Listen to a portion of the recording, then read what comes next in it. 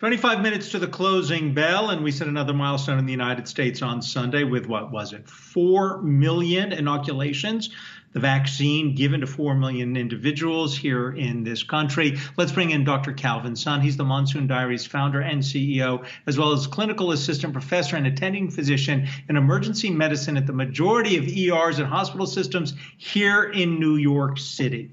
Good to see you again. Got to ask you real quick. Good to be back. Scott Gottlieb, the former FDA chair commissioner, actually said that all of this concern about a fourth wave, that we actually won't see it because of our vaccine regimen in the United States. What do you think? Well, we are literally at an inflection point, and I want him to be right. I want to be proven wrong. And it really is up to you listening right now. If you get fully vaccinated ASAP 20 minutes ago, then he will be right. And hopefully I lose another bet. But if everyone delays or something happens with their vaccination program or something happens like the Johnson & Johnson plant where vaccines are no longer in supply, then we're going to be overrun by these new variants. I heard there's a new double mutant variant that just popped up in California that came from India. So this is really neck and neck right now. It's really up to you, and we can actually create our destinies at this moment right now. So, Dr. Sun, then what you're saying about the variants, is that why? Do you blame the variants for the recent uptick that we've seen in the number of cases? We are seeing so many younger patients getting sicker and infected. A few are getting reinfected. I think it's 1 or 2%. That's still too many for me. 1 in 100 actually can mean families. If you can get reinfected for a young person, you can get reinfected for an older person, a chance I don't want to take. So absolutely. It's, again, like I said in the last segment, that we have these vaccines, and then just like in a movie, the enemy develops a new defense system to mutate for it. That's how evolution works. So we're trying to outrun the mutation of the variants with these vaccines. When we hear phrases like double mutant variant, it is frightening. But haven't we seen that the vaccines that are already in use have a potential to protect against existing variants from South Africa, from the UK? So far, so good.